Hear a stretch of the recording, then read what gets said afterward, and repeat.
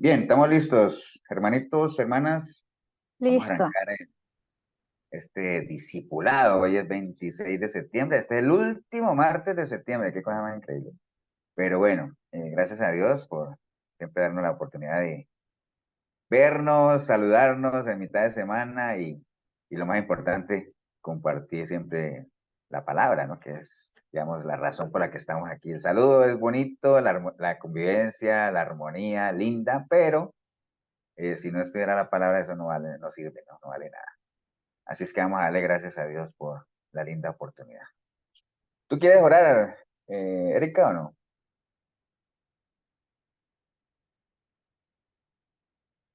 ¿Qué pasó? ¿Me escuchan? ¿Me Sí, escuchan? te escuchamos. Sí, bueno, gracias. Bueno, gracias, Señor. Te damos por esta noche, Señor.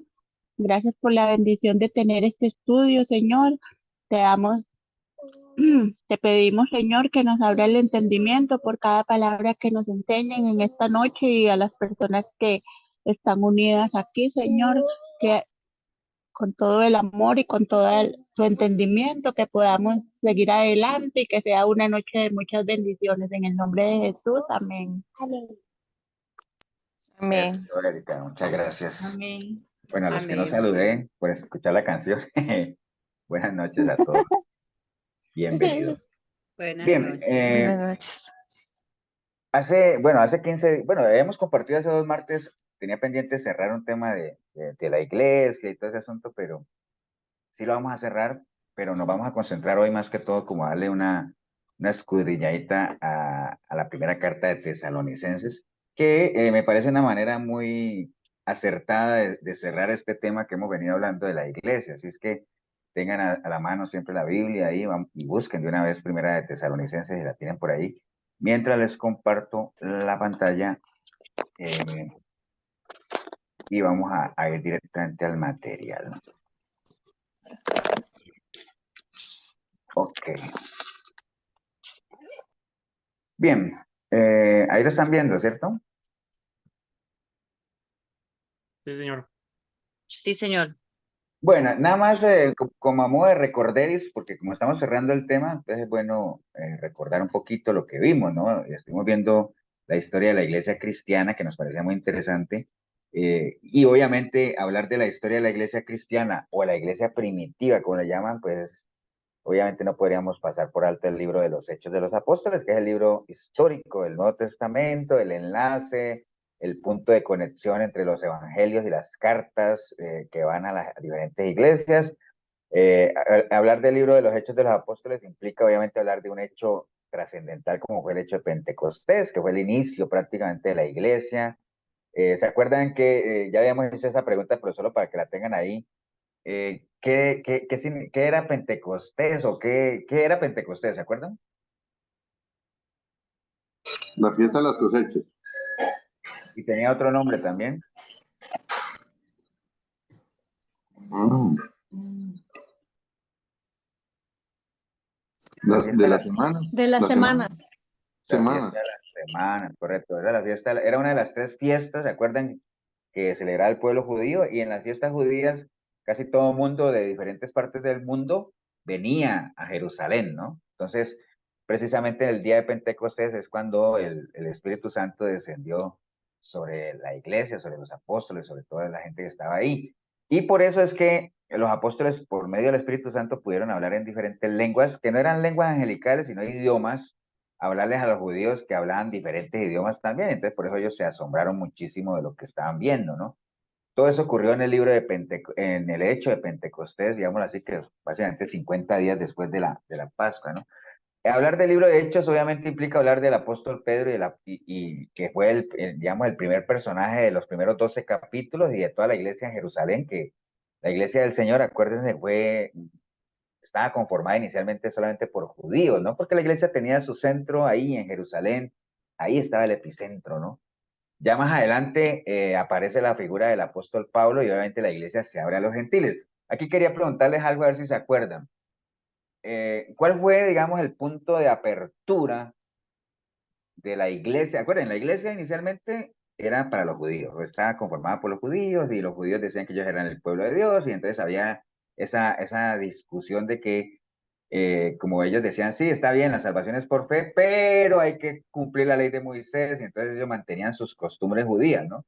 Pero ustedes se acuerdan qué fue lo que pasó para que se abriera, que no sea Milena, obviamente, se abriera como esa puerta de la iglesia hacia los gentiles, porque sabemos que primero estuvo Pedro con la iglesia de Jerusalén, después estuvo Pablo llevando el evangelio a los gentiles, pero hubo un hecho que sucedió que prácticamente fue como un segundo Pentecostés, pero para los gentiles, ¿no? Recuerden que Pentecostés fue para los judíos, pero hubo como un segundo Pentecostés para los gentiles, que fue algo que abrió la puerta para que ya el evangelio saliera hacia los gentiles. ¿Alguien se acuerda? ¿Qué fue que pasó? Sería cuando el velo se rasgó. No, porque el velo se rasgó cuando murió el Señor, ¿te acuerdas? Ahí todavía no, eso es en los evangelios, como estamos en el libro de Hechos. Algo pasó ahí, digamos, acuérdense, hay dos personajes, Pedro, Pablo. Pedro, obviamente, muy inclinado hacia que la iglesia era los judíos, que había que mantener las costumbres de los judíos, que los judíos eran el pueblo de Dios, que los judíos no podían mezclarse con nadie, con gentiles. Después viene Pablo, que era el apóstol de los gentiles y llevó el evangelio a todo lado. Pero entre ellos dos, ahí, la primera parte del libro y la segunda, hay un hecho que ocurre que Cuando Pedro fue a comer con los gentiles, gentiles y Pablo lo reprendió porque le dijo que decía una cosa pero hacía otra. y ahí va a aparecer un personaje, ese es el hecho, ahí apareció un personaje clave, ahí, ¿se acuerdan cómo se llamaba? Que era romano, centurión y temeroso. Cornelio. Es Cornelio. Cornelio. Exacto, Cornelio.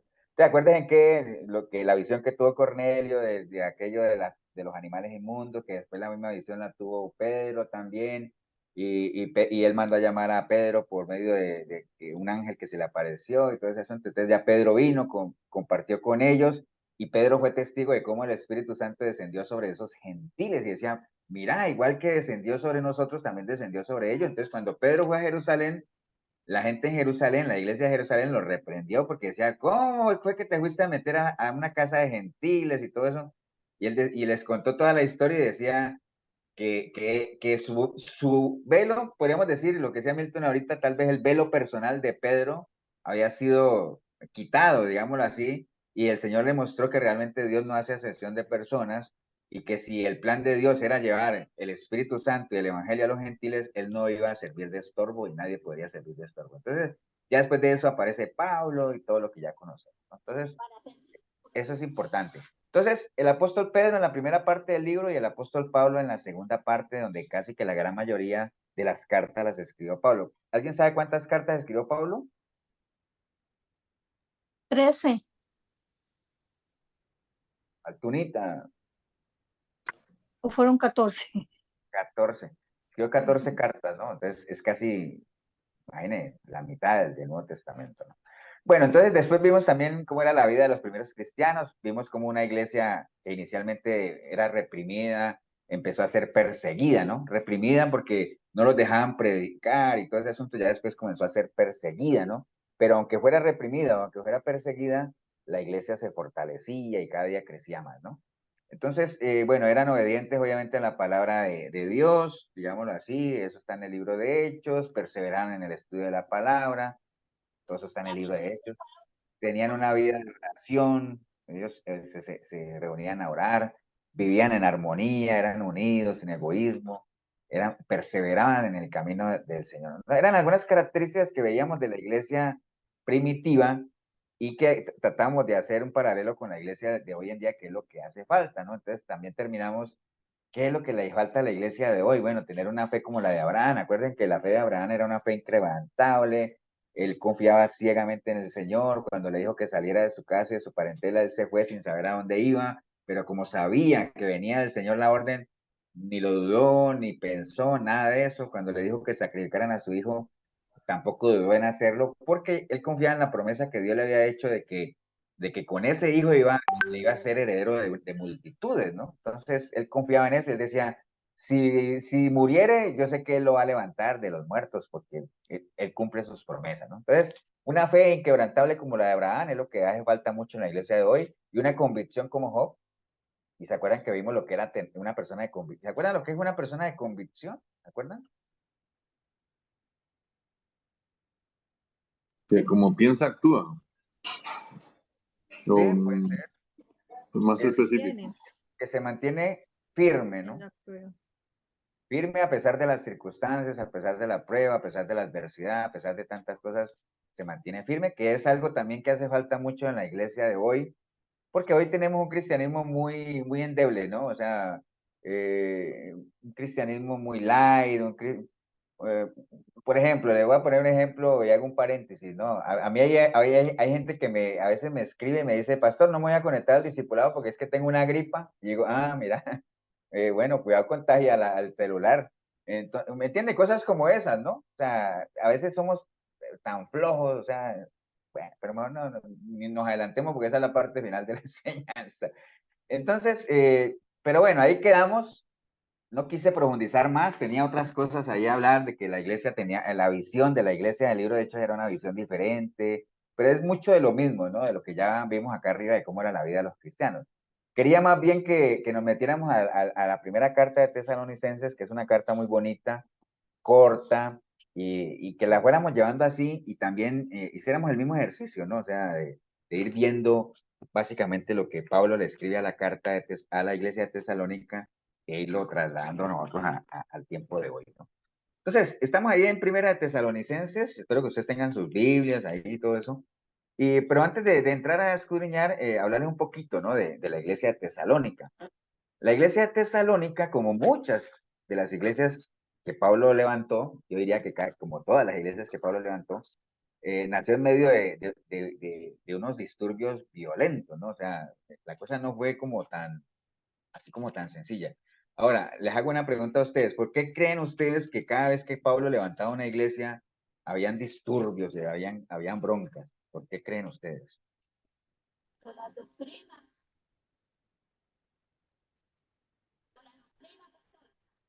Por la doctrina, sí puede ser, porque están enseñando a un Cristo resucitado, pero hay algo más. ¿Las broncas eran de parte de quién? De Pablo, porque como él perseguía a Jesús, No, porque la iglesia la levantaba el mismo Pablo, ¿no? Entonces, Pastor, ¿No? Los líderes religiosos. los de los judíos, ¿no? judíos. Eh, digamos, no eran propiamente Elsa de Pablo, porque Pablo era el que estaba levantando las iglesias, ¿no? Él levantaba una iglesia y se le venía todo el mundo encima.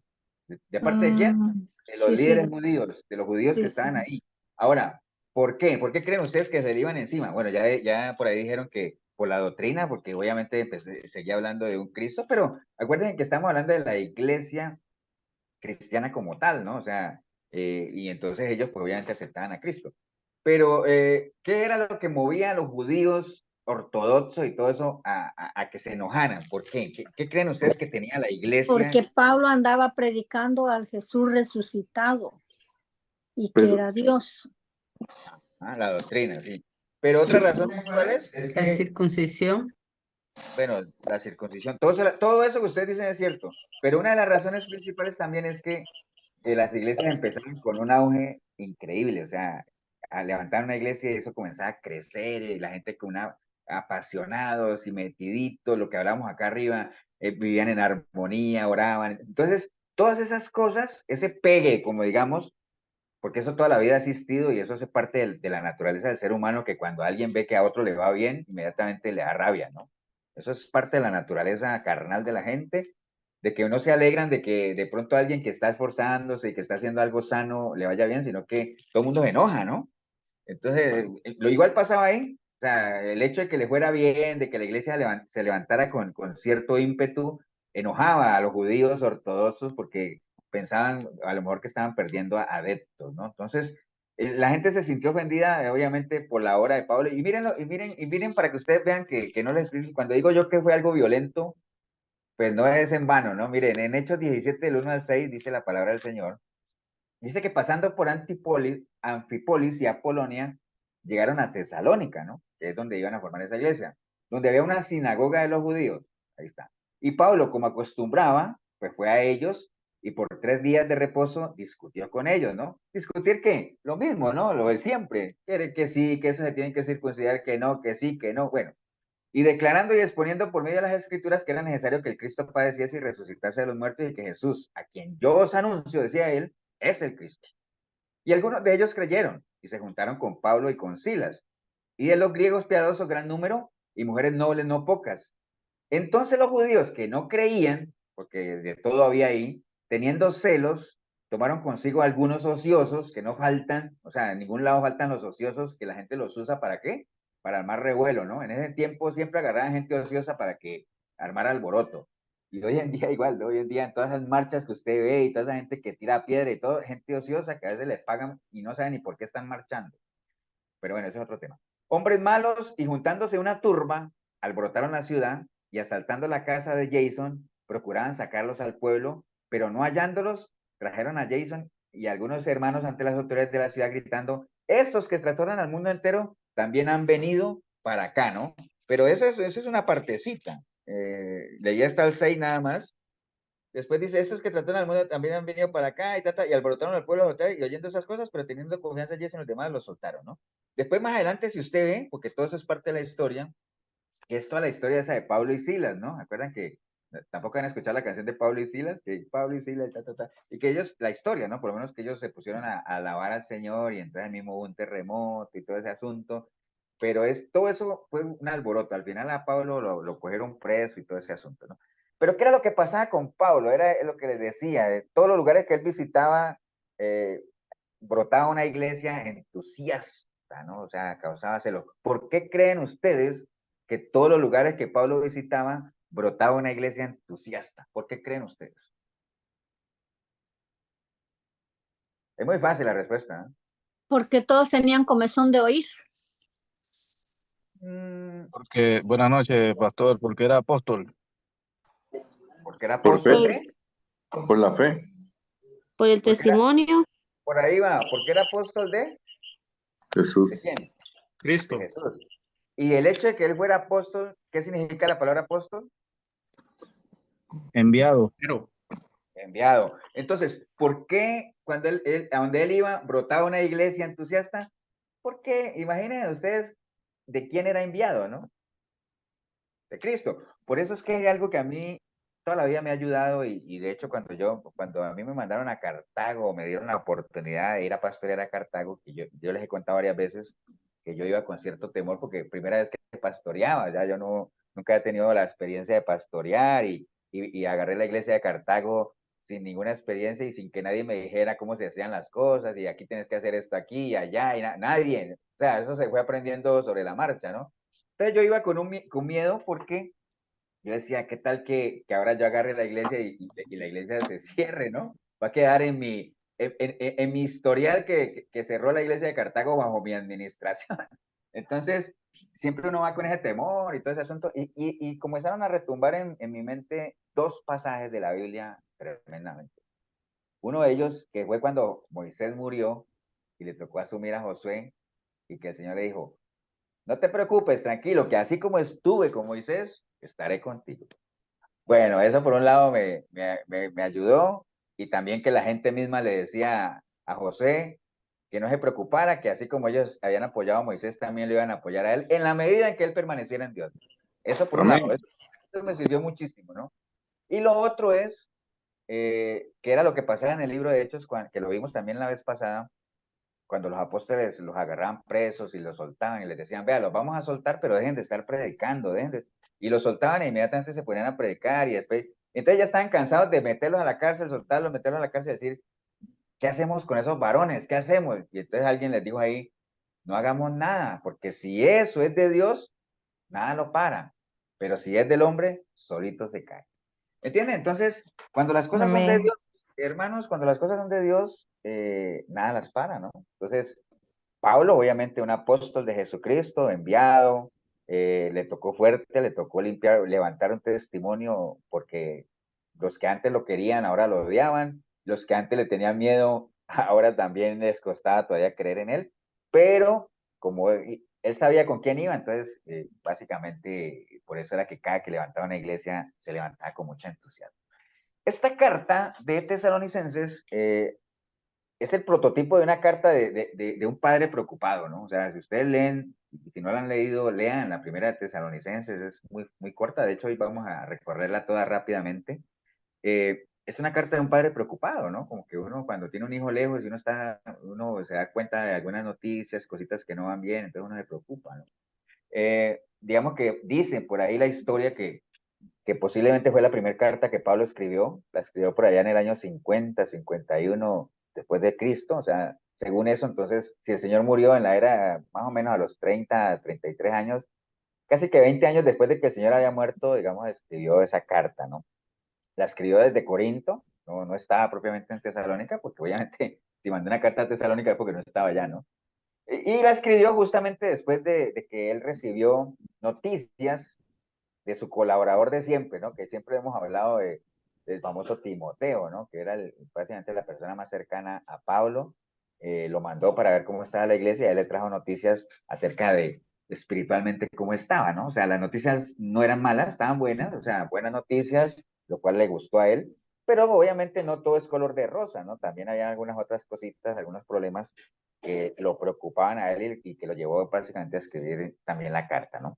Entonces, ¿se acuerdan que yo les he contado esto de que cuando uno tiene una madre, que una analogía de que si una mamá tiene 10 hijos y le preguntan, vea, ¿usted cuál es el hijo que más quiere? Y entonces ella le dice, bueno, yo el hijo que más quiero es al que está lejos mientras regresa, ¿no? Al que está enfermo mientras se sana, al que está soltero mientras se case, al que está desempleado mientras consigue trabajo. Entonces, no me diga cuál quiero, yo, dependiendo de la situación de cada uno, a ese es el que más quiero, ¿no? Por lo general las madres y los que son madres aquí, padres, entenderemos que casi que la mayoría de las veces uno se inclina, no es que uno quiera más, pero uno se inclina un poco más hacia los hijos que más problemas tienen o los que más te acarrean preocupaciones, ¿no? Porque son los que más lo bendicen a uno. Lo mismo le pasaba a Pablo, ¿no?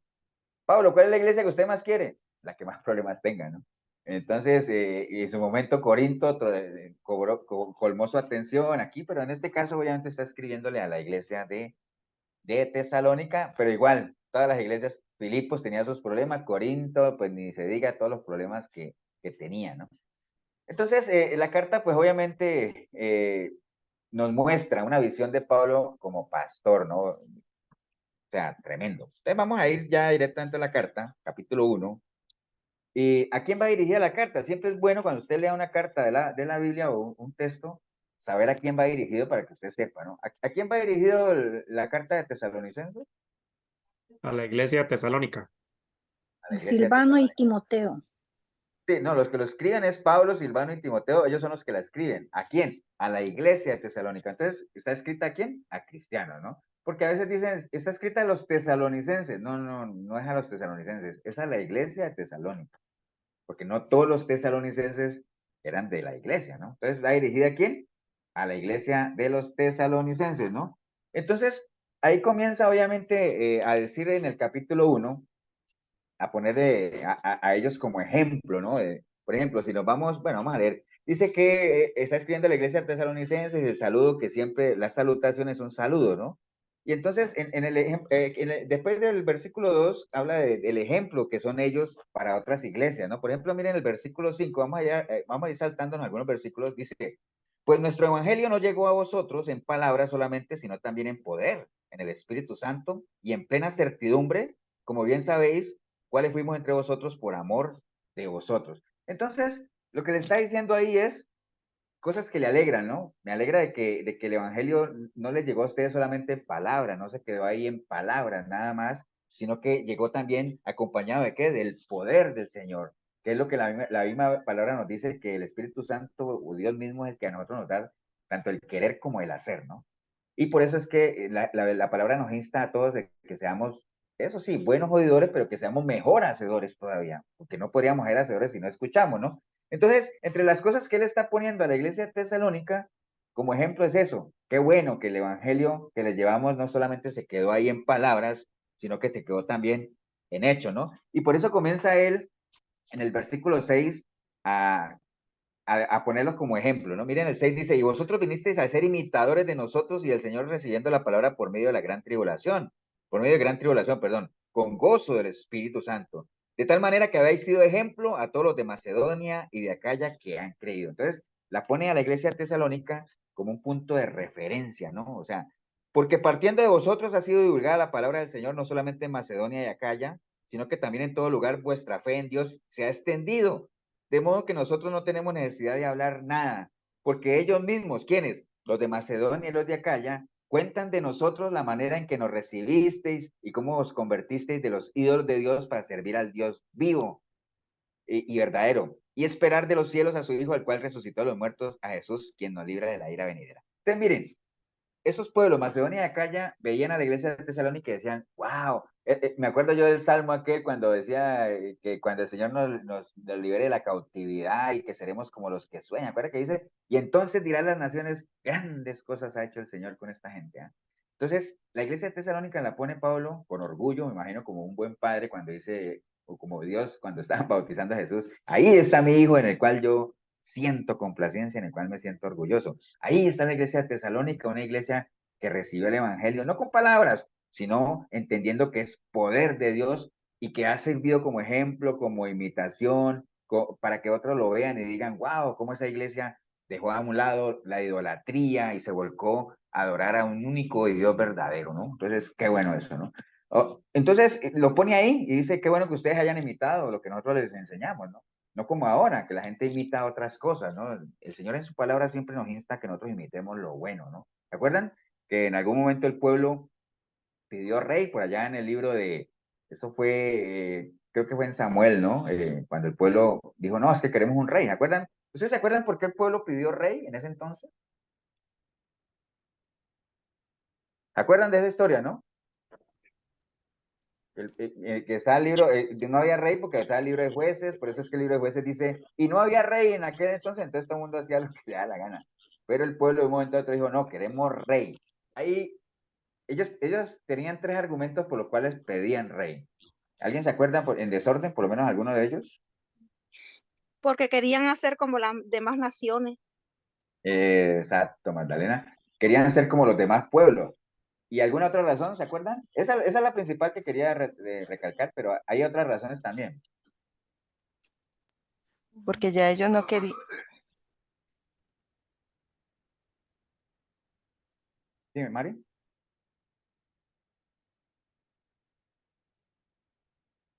Bueno, una es la que dijo Magdalena, ¿no? Ellos querían ser como los demás pueblos que tenían su rey, ¿cierto? Porque querían también un líder humano, porque Querían, obviamente tenían a Dios, pero querían a alguien visible. querían, es que sí, no tanto humano, sino que ellos decían que querían alguien que los guiara. Y vea más que no fuera Dios. que peleara su batalla. Entonces uno se pone a pensar, querían alguien que los guiara, que Dios ya lo hacía, ¿cierto? Querían alguien que peleara sus batallas, que ya Dios Ujú. lo hacía también. Entonces, y querían un rey como los demás pueblos, cuando justamente Dios escogió su pueblo para que fuera diferente de los demás. Entonces, por eso es que Samuel se entristecía tanto y se enojaba, y entonces el Señor le dijo, pero ¿por qué te preocupes? ¿Por qué te entristeces si a ti no es el que te están desechando, es a mí? Si ellos quieren un rey, pues darles un rey, ¿no? Pero que después no se vayan a quejar. Ya todos conocemos esa historia. Entonces, ¿por qué pueblo pidió un rey? Para ser igual como los demás pueblos, cuando realmente es lo que pasa hoy en día, ¿no? ¿Por qué se han metido tantas cosas en las iglesias? Porque las iglesias quieren ser como los mundanos, ¿no? O sea, todos los mundanos se han metido a la iglesia, ¿por qué? Porque no han tomado la sabia decisión de imitar lo bueno, ¿no? Básicamente, ¿no? Entonces, por eso les decía yo ahorita que en el versículo 7 y 10 que leímos, pone a la iglesia como un ejemplo para los demás, ¿no? De que realmente sí hay poder y se puede salir de ciertas prácticas paganas, pecaminosas, que ofenden a Dios. Es posible, claro, ¿por qué? Porque hay poder de Dios para transformar, ¿no? Básicamente, ahí se muere el primer capítulo. Un saludo de Pablo a la iglesia. Los felicita porque realmente el evangelio pasó de ser palabras a ser obras, porque se han distinguido entre pueblos cercanos que los ven como punto de referencia, porque ven que realmente han cambiado. Entonces, por ahí se va el capítulo 1 de Primera de Tesalonicenses. Rápido, ¿no? Capítulo 2, ya Pablo comienza a hablar de su ministerio como tal. ¿Por qué? Porque acuérdense que uno de los problemas que tenía Pablo, el más grave, era lidiar con los judíos, porque querían judaizar, ¿no? Eso por un lado. Y como estrategias, también, que hoy en día se usa muchísimo también, querían poner a la gente en contra de Pablo diciendo que ellos, era uno más de los que se aprovechaban de esos ministerios para lucrar, ¿no? que como pasa hoy en día, ¿no? Que hoy en día es cierto, obviamente hay mucha gente que lucra con los ministerios, pero también hay gente que no lucra con los ministerios, pero aún así hay gente que lo encasilla tanto a los que sí como a los que no, porque pues por la mala fama, ¿no? Pero bueno, el caso es que en el capítulo 2, del versículo 1 al 8, Pablo les deja muy en claro realmente cuáles eran sus sanas intenciones con el ministerio, ¿no? Por ejemplo, dice, porque vosotros mismos sabéis, hermanos, que nuestra visita a vosotros no resultó vana. ¿Por qué sabe que no resultó vana? ¿Por qué creen ustedes que Pablo dice, porque ustedes saben que nuestra visita a ustedes no resultó vana? ¿Por qué dice eso él?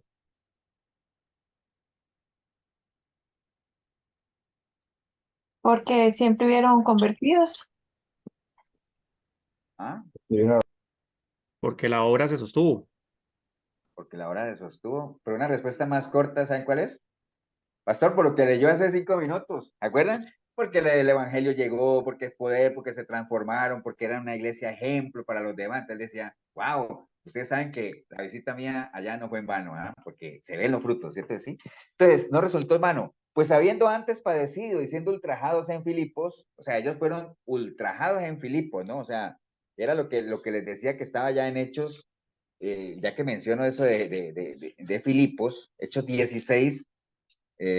No lo voy a leer todo, obviamente que no. Pero nada más para que vean lo que pasó allá en Filipos, que era otra iglesia, ¿no? Era otra iglesia también. Eh, Hechos 16:11 dice, zarpando pues en Troas, vinimos con rumbo directo a Samotracia y el día siguiente a Neápolis y de allí a Filipos. Era lo que les decía ahorita, que todas las iglesias que él levantaba siempre llevaba palo el pobre Pablo. Y entonces dice que es la primera ciudad de la provincia de Macedonia y una colonia. Estuvimos en aquella ciudad algunos días y un día de reposo salimos fuera de la puerta junto al río donde solía hacerse la oración y sentándonos hablamos a las mujeres que se habían reunido.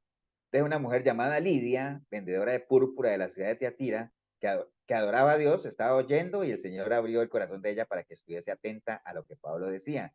Y cuando fue bautizada y su familia nos rogó diciendo, si habéis juzgado que yo sea fiel a ti, al Señor, entrad a mi casa y posad, y nos obligó a quedarnos.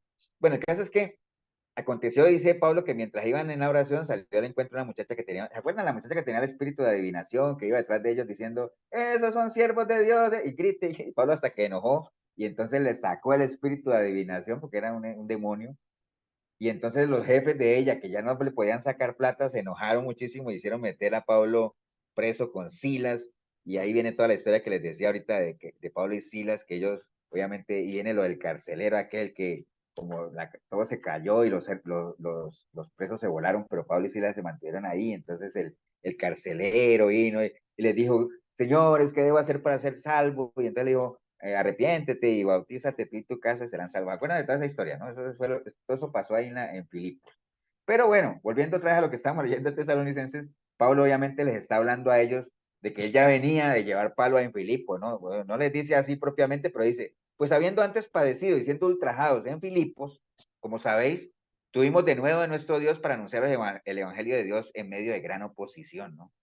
Porque nuestra exhortación no procedió del error, ni de impureza, ni fue por engaño. O sea, lo que Pablo está haciendo ahí es diciéndole, sí, yo sé que el trabajo con ustedes no fue en vano, pero no olviden esto, ¿no? O sea, a pesar de que hemos sido ultrajados en otro lado, obviamente como nuestro mandato viene del Señor, hemos venido aquí a exponerles el Evangelio, y no con impureza ni con engaños, sino que según fuimos aprobados por Dios para que se nos confiase el Evangelio, así hablamos, no como para agradar a los hombres, sino a Dios, que prueba nuestros corazones.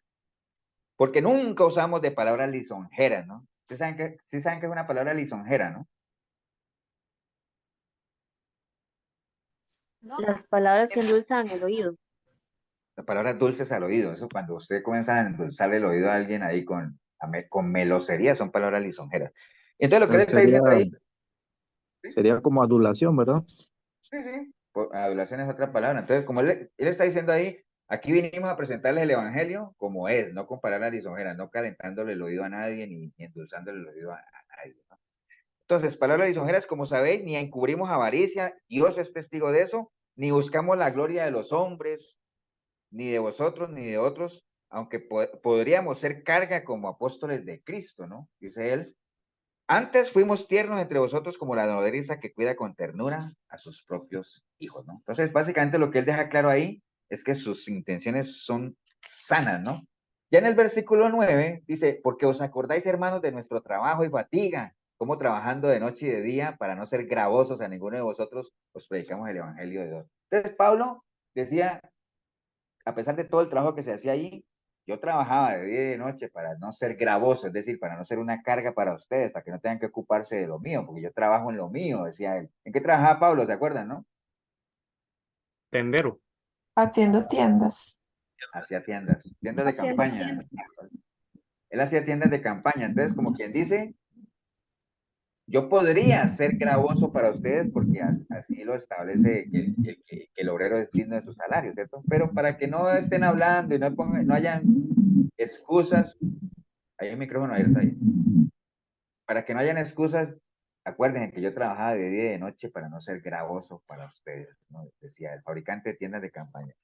Ya en el versículo del 10 al 16, da él la importancia del testimonio y de que uno tenga una buena conciencia, ¿no? Y él la tenía porque él, primero que todo, obviamente llevaba un evangelio puro, tal cual como era, sin ser gravoso para nadie, sin que nadie, sin tener, como diría uno en Costa Rica, cola que le maje, ¿no?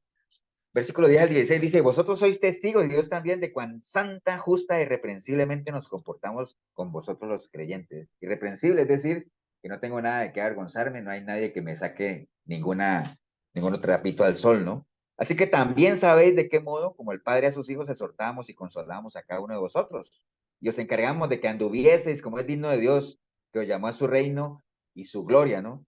Por lo cual, también nosotros sin cesar damos gracias a Dios de que cuando recibiste la palabra de Dios que oísteis de nosotros, la recibisteis no como la palabra de hombres, sino como es en verdad la palabra de Dios, la cual actúa en vosotros los creyentes.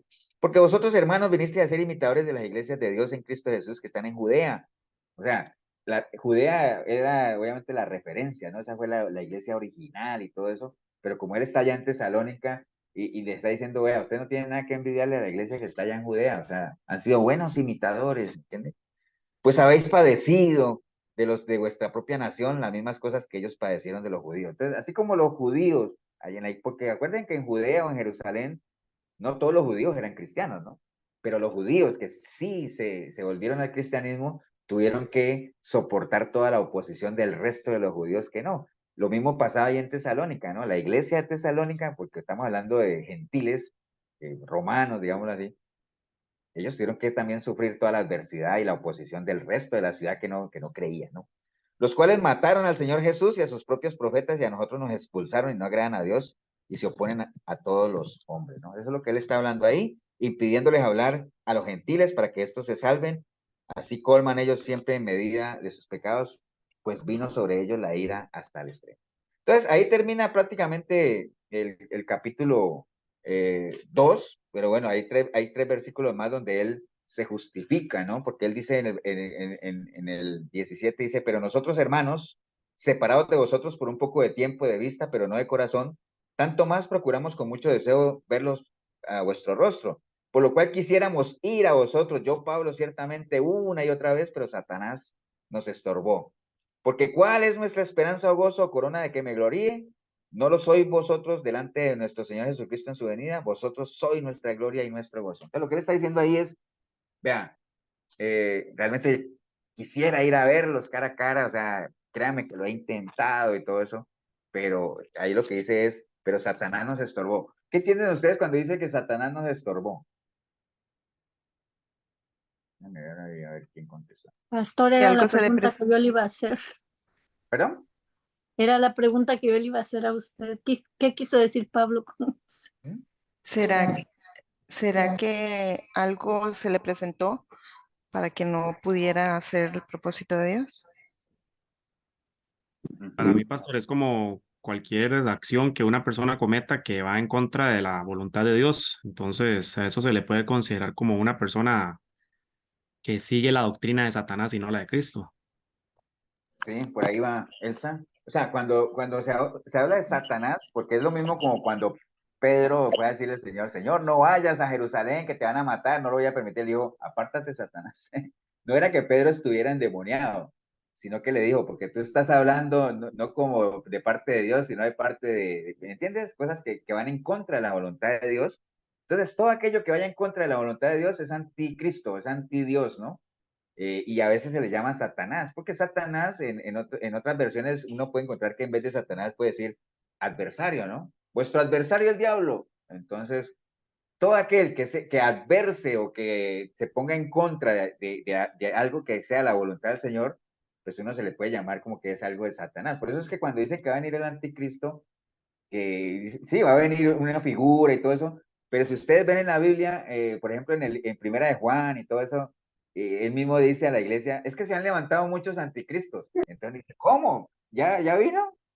No, es que anticristo es todo lo que vaya anticristo, ¿no? Anti Dios, o sea, todo. Entonces Elsa, cuando está hablando ahí, pero Satanás nos estorbó, es que se le presentaron ciertas situaciones o gente que impidió o cosas que pasaban que uno sabían que impedían que él fuera allá, que era por lo menos algo para él, para Dios. A nosotros nos puede haber pasado, ¿no? Hay muchas cosas que a veces queremos hacer para Dios y nos suceden cosas que obviamente uno no le dice, es que Satanás me estorbó, y uno no le habla así, pero son cosas que realmente van en contra de la voluntad de Dios, como decía Juan Pablo, pues sí, son, digámoslo, eh, en parte satánicas, ¿no? Como también decía Santiago, ¿no? Acuérdate que decía que toda la sabiduría que no venga de Dios que sea de aquí, es terrenal, animal y diabólica. Entonces, no es que sea propiamente de demonio como tal, sino que al ser diabólica y como no viene de Dios, probablemente vaya en contra de Dios y eso ya la convierte en satánica, digámoslo así, o el espíritu de Satanás, ¿no? Cosas de esas ahí por lo menos. Pero por ahí anda. Él está hablando ahí de que Satanás nos estorbó, porque cualquiera podría decir, pastor, pero ¿cómo es que Satanás va a tener a alguien como Pablo? Entonces, no, o sea, está hablando él de situaciones de adversidad, porque él no estaba preso, ¿no? Él estaba en Corinto, pero hubo varias cosas y él mismo lo dice ahí, realmente quería ir y todo eso, pero bueno, Satanás os estorbó y no he podido, pero de que voy, ¿no? Bueno, eso no dice la Biblia, pero probablemente sí era su intención. Bueno, Pastor, vamos a... pastor, Sí, pero señor. perdón que yo bendifiero un poco. Yo pienso que sí es el príncipe de la potestad del aire, como dice en Efesios 6:12. Cuando Daniel ora, hay un ángel y le estorba, hace 22 días que tardó en llegar, o 21 días. O sea, de alguna manera ellos pueden, am, no sé, manifestarse de alguna forma para estorbarle a un siervo de Dios para hacer la obra. No, Y sí, Dios se lo permite, ¿no? pero eso es lo que estamos diciendo, Marquitos. O en qué... Lo que estamos diciendo es que sí hay cosas, obviamente, que suceden que adversan, o digámoslo así, cuando uno quiere hacer algo para Dios. En este caso, Pablo quería ir a la iglesia y tenía la sana intención, pero siempre habían cosas que se le atravesaban, situaciones, adversidades, que obviamente no vienen de Dios, ¿no? Porque no le llamaría a él Satanás me estorbó, ¿no? Pero que no propiamente uno podría decir, es que el mismo, o a lo mejor, pero no podría uno encasillar como que sea el mismo Satanás ahí estorbándole a Pablo para que no vaya a Tesalónica, ¿no? Sino reemplacemos Satanás por adversario, ¿no? O como yo les he dicho a ustedes, cuando yo a veces no hablo de Satanás como tal, sino del enemigo, para ampliar un poquito el rango, y enemigo puede ser o el mismo diablo con sus demonios, o puede ser nuestra vieja naturaleza, o puede ser el ambiente anticristiano en el que nos movemos. Todo eso hace parte de las huestes de Satanás y lo suyo, ¿no? Pero sí, tú tienes razón, Marquitos. Por ahí va el asunto. Pero bueno, entonces ya pasamos el capítulo 1 y 2. Vamos a entrar al capítulo 3, donde él obviamente envía obviamente a su colaborador, a su Timoteo, ¿no? En el capítulo 3, que fue el que le trajo las buenas noticias. Por ejemplo, el capítulo 3 dice, por lo cual no pudiendo soportarlo más, acordamos quedarlos solos en Atenas, ¿no? Y enviamos a Timoteo. Entonces, como él no pudo ir por todo lo que estamos hablando, entonces dice que enviamos a Timoteo, nuestro hermano, servidor de Dios y colaborador nuestro en el Evangelio de Cristo, para confirmaros y exhortaros respecto de vuestra fe. Entonces, mire la forma en la que él se refiere a Timoteo, ¿no? Colaborador nuestro, ¿no? Un colaborador, hermano, es muy diferente de un trabajador, ¿no? Ustedes han visto que las empresas ahorita han agarrado, más bien en vez de a los empleados, en vez de decirles empleados, les llaman colaboradores, ¿no? El colaborador y tal. ¿Sí saben ustedes cuál es la gran diferencia entre un trabajador y un colaborador? No. Creo que un colaborador viene siendo como un voluntario, ¿verdad? Exactamente, voluntario. Y un No recibe trabajador, pago, ¿qué caracteriza a un trabajador? Que se que se le moneda. paga. Salario, el salario. El salario. El trabajador lo hace por un salario. El colaborador, o sea, el colaborador, por lo que se dice es que es una persona que le nace. Un colaborador es una persona que realiza un aporte personal de manera voluntaria, donde no existe una relación de subordinación o dependencia respecto a otra persona. O sea, un colaborador no se encuentra obligado a colaborar. O sea, no es que uno lo obligue a colaborar. Generalmente los colaboradores se ofrecen, ¿no? Son personas solícitas que hemos hablado varias veces ahí.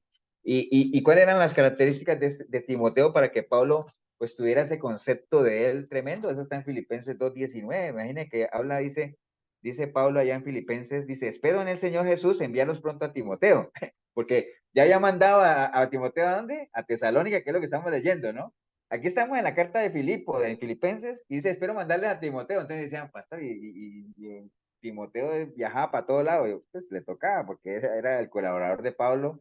Y él dice, espero en el Señor enviarlos pronto a Timoteo para que yo también esté de buen ánimo al saber de vuestro estado. Entonces él era el que le iba y le traía, según las noticias que le traía a Timoteo, pues eso hacía que Pablo se sintiera bien o se sintiera triste, ¿no? Dice, pues a ninguno tengo del mismo ánimo y que tan sinceramente se interese por vosotros. O sea, Timoteo, una persona del mismo ánimo de Pablo, y si Timoteo tenía el mismo sentir de Pablo, eso quiere decir que Timoteo tenía el mismo sentir de quién. De De Cristo. Cristo. De Cristo. De Cristo, porque Pablo era imitador de Cristo, ¿cierto? Entonces, si Pablo dice, imíteme a mí como yo imito a Cristo, es porque yo tengo el mismo sentir que había en Cristo. Timoteo tiene el mismo sentir que hay en mí, entonces Timoteo tiene el mismo sentir de Cristo. Entonces, dice, porque todos buscan lo suyo propio, no lo que es de Cristo Jesús, pero ya conocéis los méritos de él, o sea, de Timoteo, que como hijo a padre ha servido conmigo en el Evangelio, así que a este espero enviarlos luego que yo vea cómo van mis asuntos. Entonces, ese era el concepto que Pablo tenía de Timoteo, un colaborador, ¿no? Colaborador. Bueno, sigamos allá en Tesalonicenses, estamos en el capítulo 3, versículo Pastor, 3. Sí, señora. ¿por qué razón Pablo dice, imítenme a mí, como yo imito a Cristo, y no decir directamente, imiten a Cristo? Gracias a Dios que dijo eso, Elsa, porque, no, y digo yo gracias a Dios que dijo eso, porque si hubiera quedado siempre como imiten a Cristo, obviamente Pablo conociendo, ¿verdad? Siendo un imitador del Señor y todo eso, eh, y apliquémoslo hoy en día. Hoy en día, si uno invitara a la gente a que imitaran a Cristo, todo el mundo te va a decir a ti, no, pero ¿cómo va a imitar ya a Cristo si Él es 100% Dios? O sea, no, jamás vamos a poder imitar al Señor, jamás vamos a poder ni siquiera seguir sus pisadas, ni pensar en tener sus pensamientos, porque estamos hablando de Cristo. Entonces, Pablo lo que dice es, bueno, está bien, si cuesta mucho entonces imitar a Cristo, que es Dios, obviamente el Hijo de Dios y todo eso, entonces imítenme a mí, pues, que soy una persona común y corriente como cualquiera de ustedes, porque yo soy imitador de Cristo, ¿no? Entonces se puso él como ejemplo con el testimonio que tenía, con todo lo que lo respaldaba, porque era la figura visible de un Dios invisible, como le dijo él a los atenienses allá, le dijo, bueno, al Dios invisible, a ese es que vengo a hablarles, ¿no? Entonces es muy difícil que la gente realmente, cuando se le está explicando algo, puedan seguir a alguien que no ven, ¿no? O sea, es como a uno le dicen, si uno no ama al que ve, ¿cómo va a amar al que no ve? Entonces, por eso es que él se puso de ejemplo ahí, y sean imitadores de mí, así como yo soy de Cristo, ¿no? O sea, porque él era la figura visible de la iglesia como tal y la que estaba guiando, ¿no? Que Ok. era lo que mucho líder hoy debería hacer, ¿no?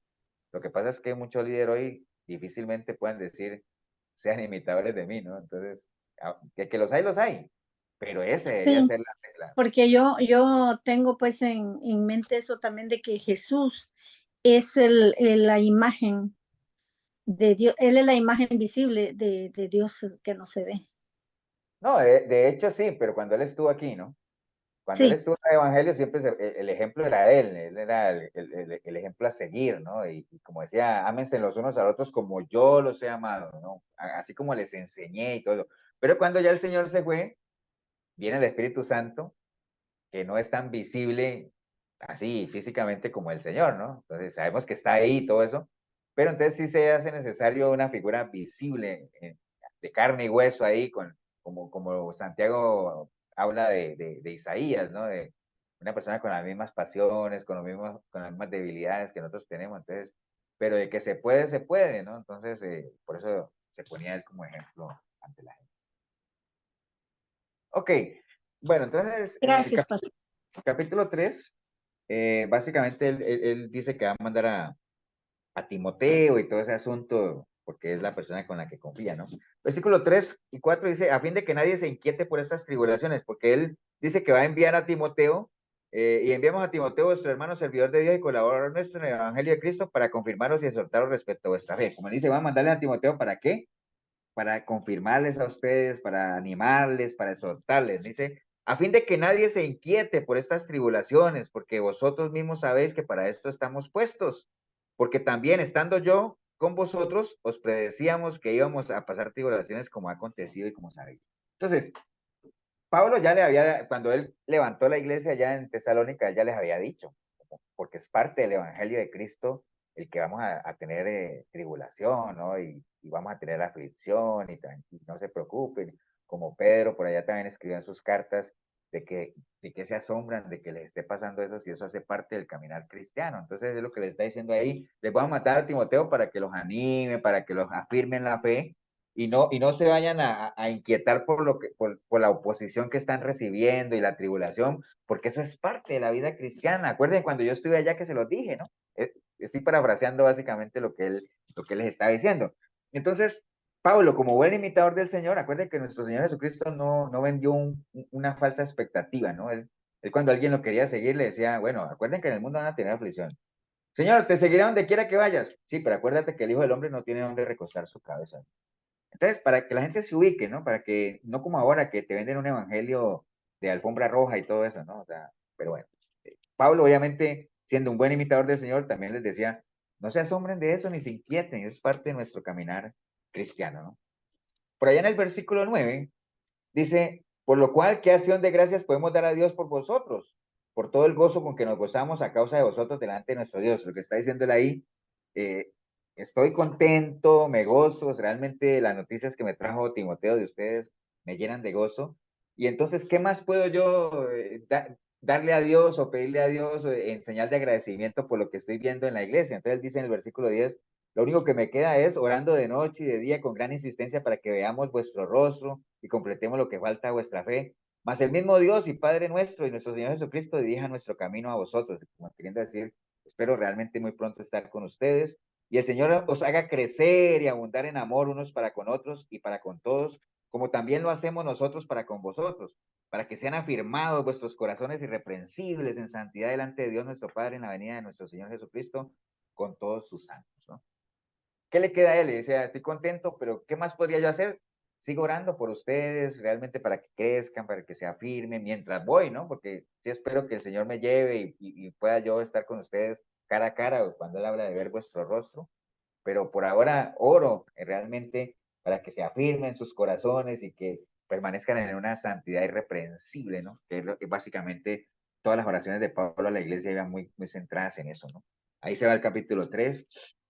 Y ya después en el capítulo 4, a donde yo quiero llegar al 5, donde realmente ahí nos vamos a quedar un ratito más.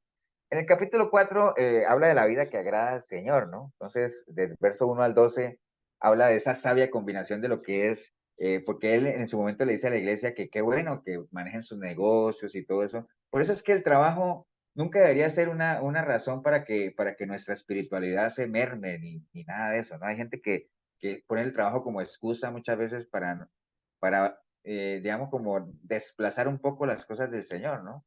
Pero varias veces se los he dicho, cuando el Señor encontró a sus discípulos, los encontró trabajando. Algunos estaban pescando, otros estaban recaudando impuestos, otros están ahí. Entonces, ¿qué? No podemos decir que el trabajo sea una excusa para no atender el llamado del Señor, o sea, no, nada de eso. Y ahorita lo vamos a ver aquí que Pablo le insta a la iglesia a que no descuiden sus negocios y todo eso. Por ejemplo, en el versículo 1 dice, por lo demás, hermanos, os rogamos y exhortamos en el Señor Jesús que de la manera que aprendisteis de nosotros, como os conviene conduciros y agradar a Dios, así aún deis más y más. O sea, si ustedes ven la carta, casi toda va en la misma bueno, ya me llegaron las noticias, ya sé que están bien, pero no crean que ya lo hicieron, sigan adelante, o sea, sigan agradando al Señor así como aprendieron de nosotros. Dice, porque ya sabéis que, qué instrucciones os dimos por el Señor Jesús. Pues la voluntad de Dios es vuestra santificación, que os apartéis de fornicación, que cada uno de vosotros sepa tener su propia esposa en santidad y honor, no en pasión de concupiscencia como los gentiles que no conocen a Dios. Que ninguno agravie ni engañe en nada a su hermano, porque el Señor es vengador de todo esto, como ya os hemos dicho y testificado. Pues no nos ha llamado Dios a inmundicia, sino a santificación.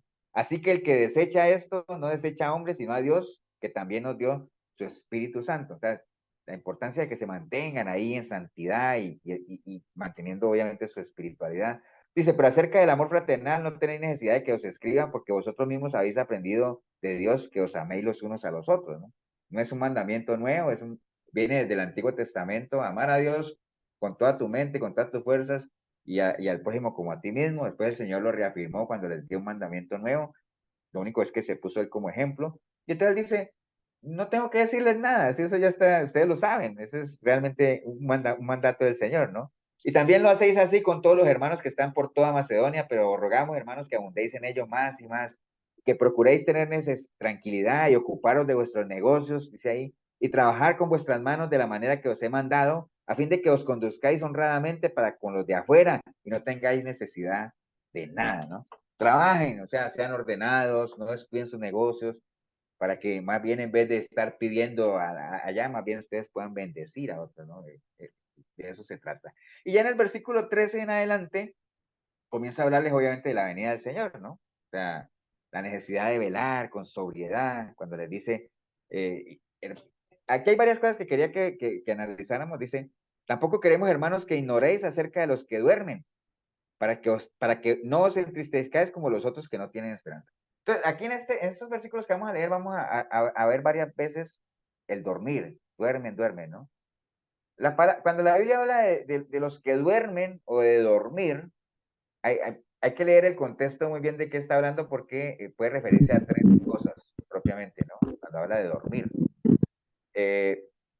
Por un lado, dormir es morirse. O sea, cuando dice que, por ejemplo, cuando dice ahí de los que duermen, hay gente que ya está muerta, ¿no? Eso es dormir, ¿no?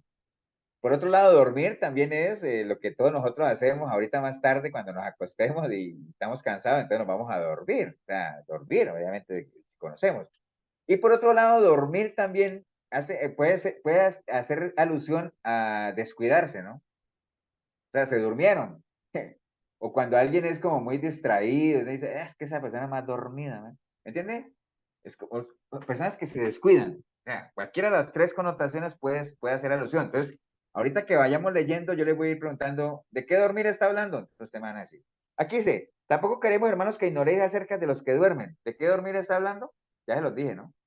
De los muertos. De los muertos. De los que duermen, para que no os entristezcáis como los otros que no tienen esperanza. Porque si creemos que Jesús murió y resucitó, así también, bueno, ese murió, obviamente, el Señor murió, ¿no? Así también traerá Dios con Jesús a los que durmieron en él, es decir, a los que murieron en Cristo, ¿no?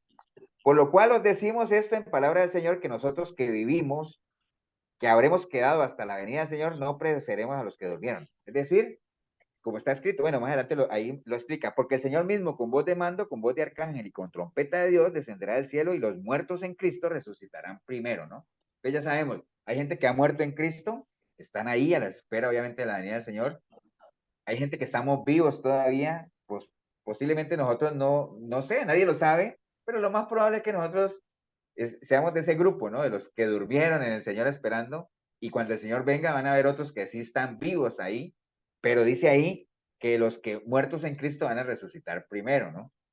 Luego nosotros, los que vivimos, los que hayamos quedado, dice, seremos arrebatados juntamente con ellos en las nubes para recibir al Señor en el aire y así estaremos siempre con el Señor.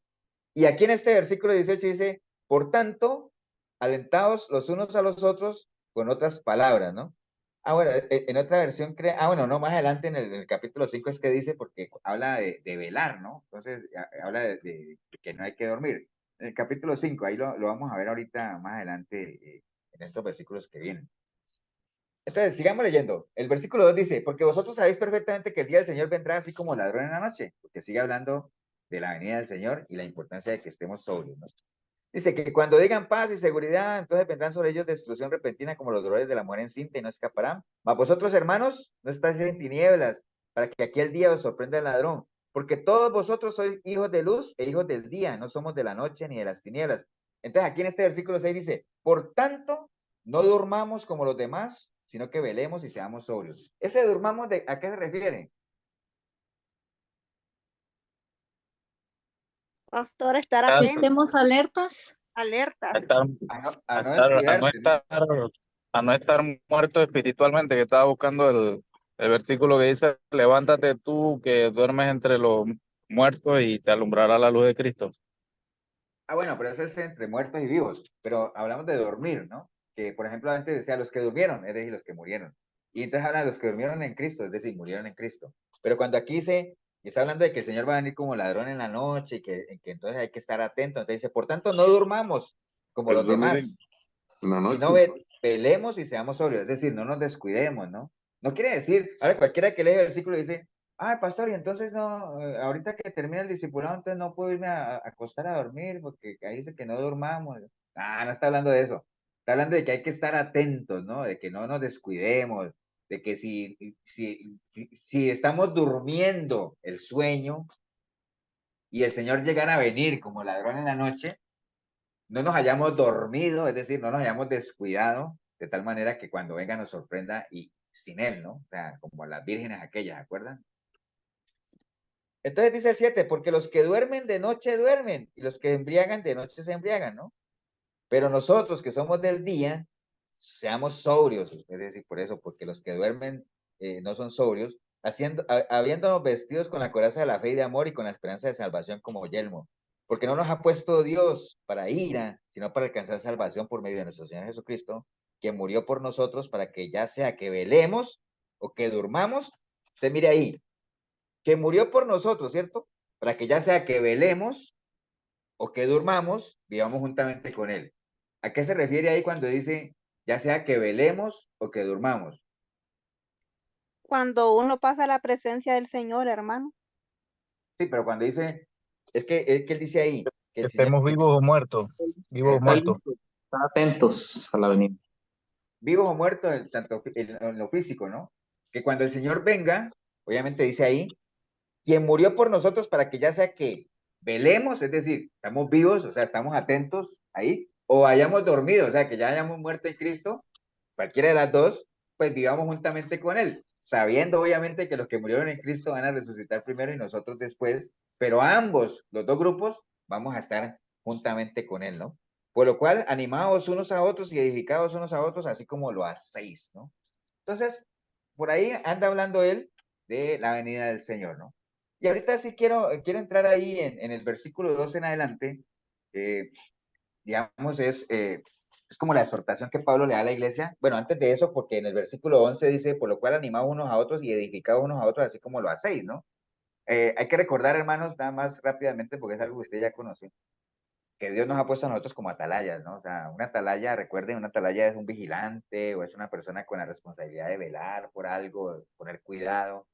Las torres que levantaban las ciudades, a esas torres se les llamaban atalayas también, pero en esas torres habían personas a las que también se les llamaba atalayas, pero nos interesa más la función de la persona, ¿no? Una persona que tiene que estar atenta y que tenía que hacer sonar una trompeta dependiendo de lo que veía, ¿no? O sea, era una persona que tenía que tener ciertas cualidades, ¿no? Poder distinguir el peligro y todo eso, y obviamente hacer sonar la trompeta con el sonido adecuado, ¿no? Porque dependiendo del sonido de la trompeta, la gente se preparaba. Si era una trompeta, un sonido era para reuniones, otro sonido era para algunas cositas, pero había un sonido en particular que era para que la gente se preparara para la batalla. Por eso es que la Biblia dice que hay que hacer sonar la trompeta con un sonido cierto, porque si la trompeta no suena con un sonido cierto, ¿quién se preparará para la batalla? Entonces, saber vigilar, no solamente cuando ellos están en esas torres, no solamente mirar afuera, sino también mirar adentro, ¿no? Que no hayan peligro ni afuera ni adentro. Por eso es que uno tiene que ser atalaya de uno mismo, ¿no? No solamente estar pendiente del externo, sino también de uno mismo. Y les decía eso, hoy en día se ha puesto tan de moda mucha gente que funge como atalayas de los demás y a todo mundo le dicen lo que tiene que hacer y arrepientas y todo, y resulta que ellos es un desastre, man. ¿Entiendes? Entonces, primero que todo hay que ser atalaya de uno mismo y después sí ser atalaya de Esto es lo mismo como cuando en los aviones, ¿no? Vea, si hay una pérdida de presión en el avión, van a caer unas mascarillas del techo del avión, pero póngase usted primero la suya antes de ayudarle a los demás, ¿no?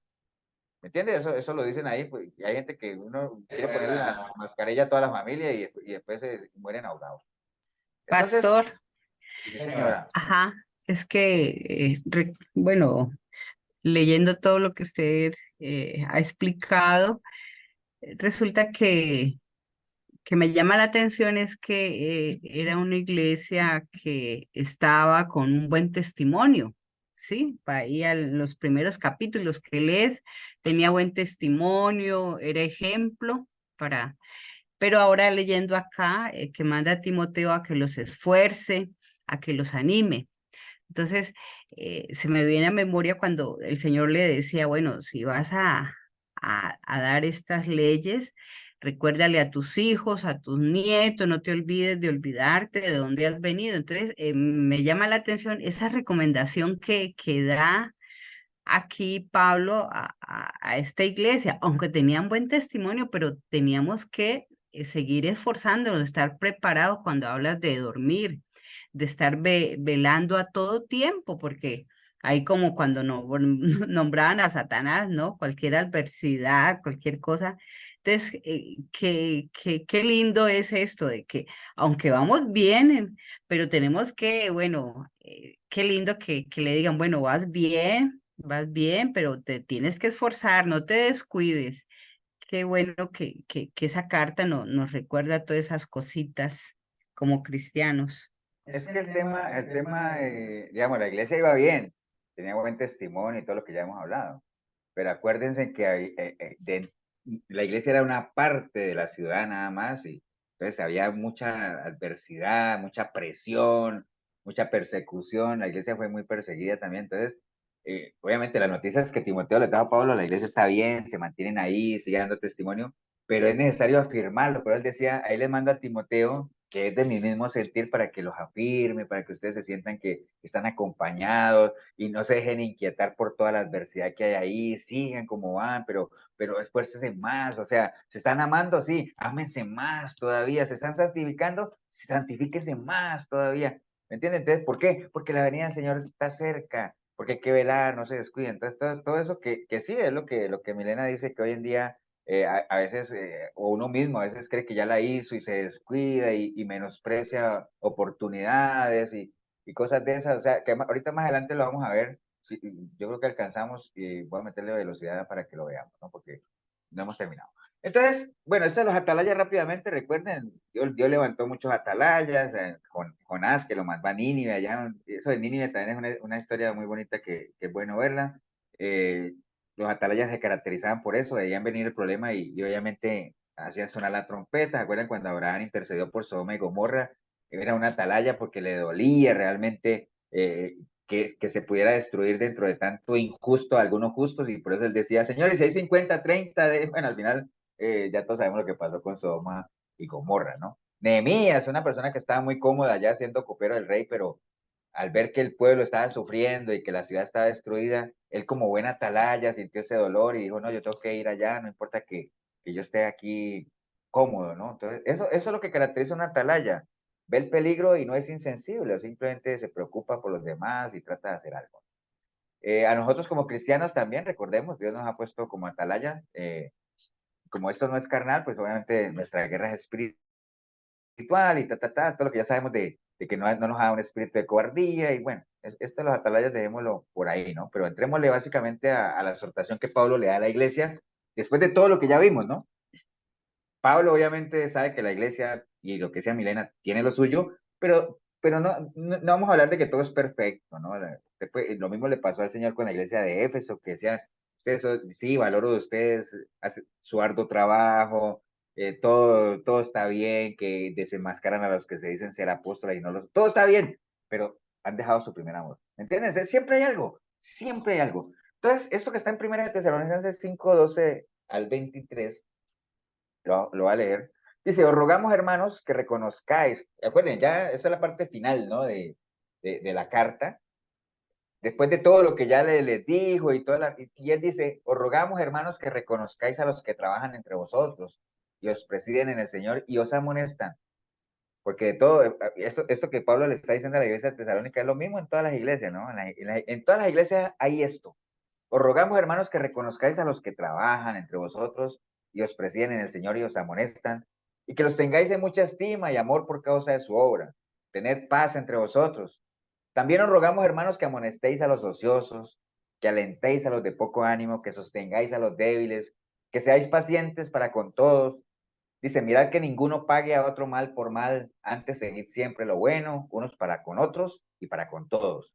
Estad siempre gozosos, orad sin cesar, dad gracias en todo, porque esta es la voluntad de Dios para con vosotros en Cristo Jesús. No apaguéis el espíritu, no menosprecéis las profecías, examinadlo todo, retened lo bueno, absteneos de toda especie de mal, y el mismo Dios de paso santifique por completo, y todo vuestro ser, espíritu, alma y cuerpo sea guardado irreprensible para la venida de nuestro Señor Jesucristo. Entonces, mire, la exhortación tan brava que Pablo le da a la iglesia, ¿no? En las iglesias, hermanos, hay de todo un poco, ¿no?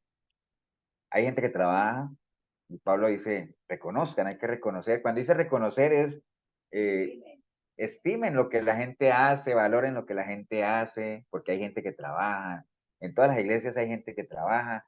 Nuestra iglesia es pequeña y uno reconoce a la gente que trabaja, la gente que se esfuerza, la gente que son colaboradores, digámoslo así, que son personas que se ofrecen, y ustedes mismos lo ven, cuando hacemos alguna actividad o algo, ustedes saben que siempre hay gente que se mueve más que otras, o sea, no es que sean más que otros, sino que, digamos, tienen un sentir diferente, ¿no? Entonces, la recomendación de Pablo es, ténganlos en buena estima, amor, y todo ese asunto, ¿no? O sea, que todas esas cosas contribuyen. Entonces, siempre hay que valorar, a veces cuando uno hace algún tipo de reconocimiento, pues, bueno, Dios honra al que le honra, ¿no? Eso lo saben. Pero bueno, así como hay gente que trabaja, también hay gente ociosa. Y Pablo dice, amonesten a los ociosos. ¿Cuáles son los ociosos? Bueno, sinónimos de ociosos, desocupados, vagos, perezosos.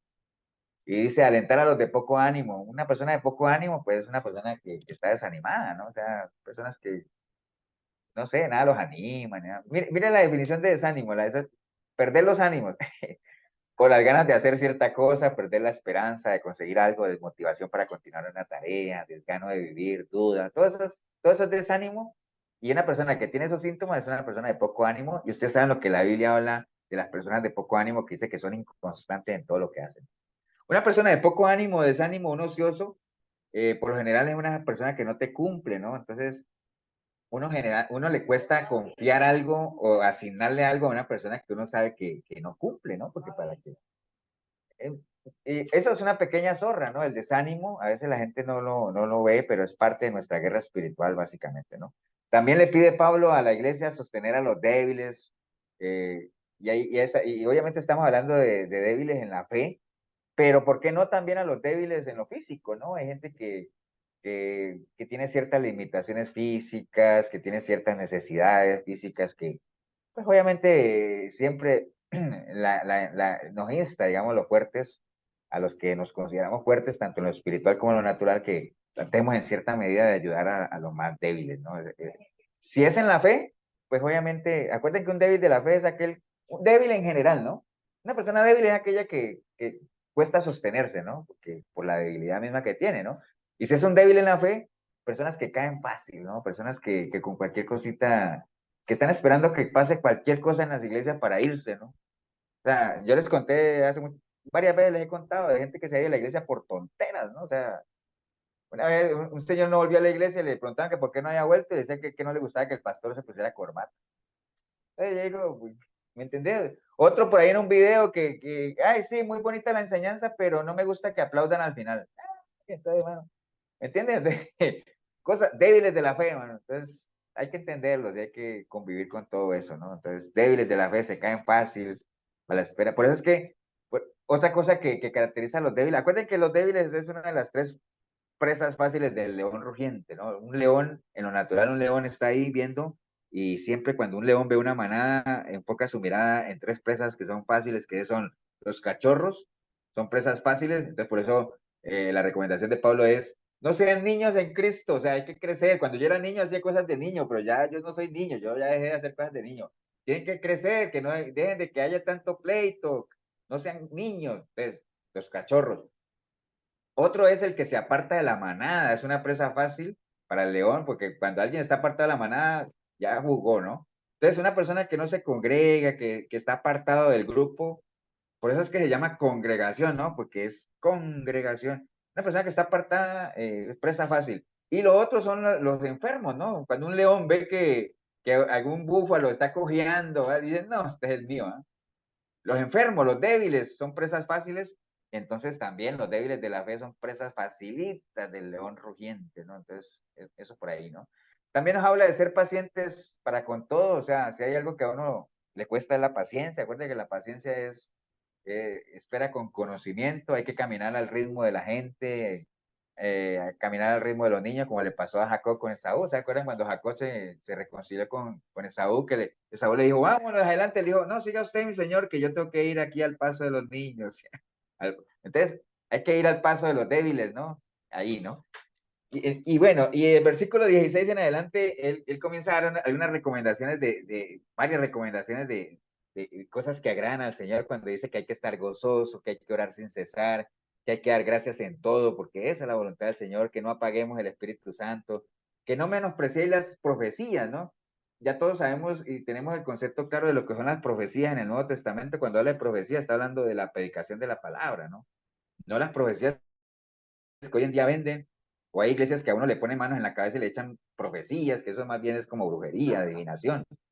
No, no, esta es la profecía, no menosprecien la profecía, ¿no? No menosprecien cualquier oportunidad que tengan de escuchar la palabra, de discutirla, de aprender. Verá eso cómo le pasa mucho a la iglesia hoy en día, o sea, la gente menosprecia cualquier estudio o prédica que se hace de la palabra. Este discipulado, pues, lo pongo de ejemplo, o sea, los que nos conectamos somos los mismos casi siempre y está bien, o sea, no hay pero definitivamente sí hay gente que menosprecia este tipo de espacios, ¿no? O sea, pero bueno, cada uno Pastor, con eso. Sí, señor. acá en Panamá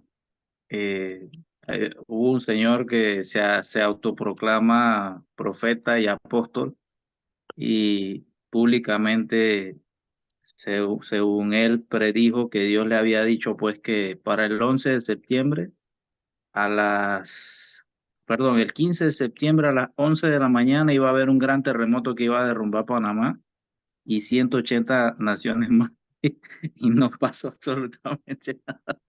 Sí, sí, sí, y entonces después te salen y te dicen, es que no era el 2023, déjeme revisar un poquito y después lo sacan 50 años más tarde.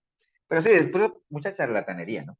Entonces dice ahí, no menosprecéis las profecías, examinarlo todo, retenerlo bueno, absteneos de toda especie de mal y el mismo Dios de paz os santifica. Entonces hay una serie de características ahí, ¿no? Que uno debería de decir con cuál de ellas me identifico yo, cuál de esas, o cuál estoy haciendo, cuál no. Como dice el libro de Apocalipsis 22:11, dice, el que es injusto, pues sea injusto todavía, el que es inmundo, pues sea inmundo todavía, y el que es justo, practique la justicia, y el que es santo, santifíquese todavía. Y aquí yo vengo pronto y mi galardón conmigo para compensar a cada uno según su obra. Como quien dice, el que se considere que está bien, así como está, pues siga así, ¿no? Ahora, y el que considere que sí, hay que santificarse, santifíquese aún más. ¿Me entiendes? Porque aquí ya llega un momento en el Señor como decir, bueno, o como allá en el libro de Romanos, capítulo 1, que dice, entonces como no quieren nada conmigo, los entrego a una mente reprobada y hagan lo que quieran. Entonces, ¿me entiendes? Entonces, la paciencia del Señor es paciente, pero también llega a su límite, ¿no? Versículo 24 dice, fiel es el que os llama, el cual también os hará, ¿no? Entonces dice, ya en las salutaciones finales dice, hermanos, orad por nosotros. Entonces, cuando él está diciendo, hermanos, orad por nosotros, le está diciendo a la iglesia que oren por él, ¿no? Por él y por quién más. Déjeme, nada más que Timoteo. se me olvidó. Por Pablo, Silvano y Timoteo, o sea, los que están escribiendo la carta, ¿no? Orad por nosotros, hermano. Entonces, ¿a qué se refiere? Hay que orar por los líderes, hay que orar también, o sea, orar por los pastores también. Nadie dijo amén. Está bien. También lo necesitamos. Os conjuro por el Señor que esta carta se lea a todos los santos, bueno, todo lo que está ahí, ¿no? Entonces, quería terminar esto nada más, hermanos, que de hecho antes de yo hacer el libro de esta Tesalónica, tenía un tema en la mente que era aquello de ser fiel en lo poco, ¿eh? Que el Señor decía, ¿por qué porque eres fiel en lo poco, en lo mucho te pondré, ¿no? Porque hay gente que parece que no dimensiona aquello de ser fiel en lo poco, ¿no? Entonces vamos a hablar un poquito de eso en esta hora que nos falta. Nadie dijo amén tampoco otra vez. Pero bueno, hablar un poquito de la fidelidad, ¿no? Y busquen ahí en sus videos que tengan el libro de Lucas, capítulo 19. Vamos a dedicarle unos minutitos a esto nada más, para que no dejemos el tema colgado ahí. Lucas 19 es una parábola, que es la parábola de las minas. ¿Ustedes saben de qué tratan las parábolas de las minas? Alguien que me diga sin ver Lucas. ¿Alguien ha La- leído la parábola? las minas, pastor. Ajá.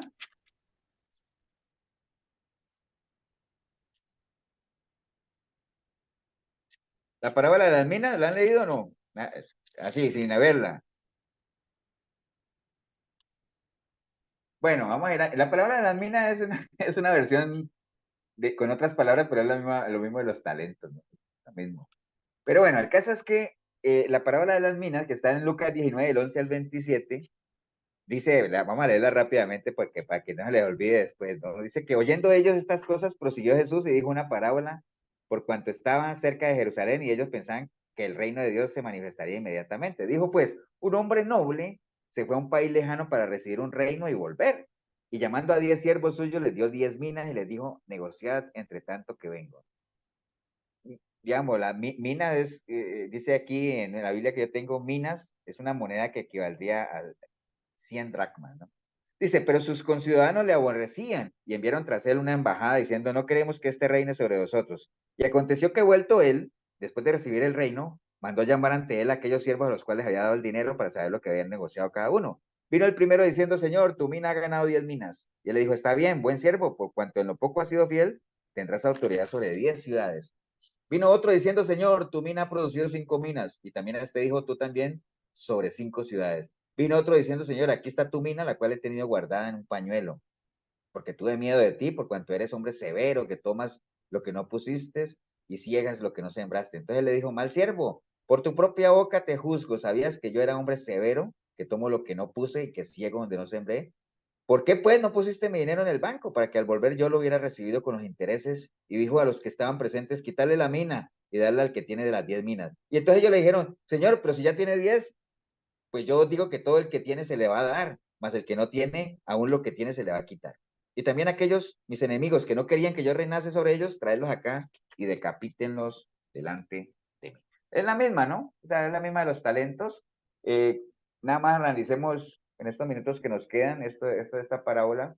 Ustedes saben que la Biblia a lo largo de la escritura, tanto en el Antiguo Testamento como en el Nuevo, nos muestra obviamente cualidades de Dios, ¿no? Ya sea Dios o de Jesús, muchas cualidades, ¿no? O sea, muchísimas. Cuando la Biblia habla ya de que nosotros hemos sido comprados por el Señor para anunciar las virtudes de aquel que nos ha rescatado, hay muchas virtudes, ¿no? Hay muchas características. Por ejemplo, Dios es amor, sabemos, es misericordioso, benigno, proveedor, protector, severo, castigador, justo, o sea, no, justo no da por inocente al culpable, es todopoderoso, creador. Bueno, tantas cosas, características que tiene el Señor y toda la Biblia nos las da a conocer, ¿no?